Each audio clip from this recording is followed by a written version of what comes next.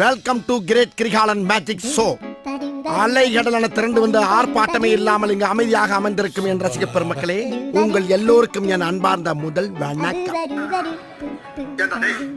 எனக்குன்னே வருவீங்களாடா? ஏன்ட சரசம் பண்றக்கே வாட்டாமே உங்களை பண்றாங்களா? ஏன்டா அப்படி பட்டறதுல பொழுது வெளியே விட மாட்டேங்கறாங்களா? இந்த பிரபஞ்சத்துல உங்க மத்தியில உங்களை காப்பாத்துறது ரொம்ப கஷ்டம்.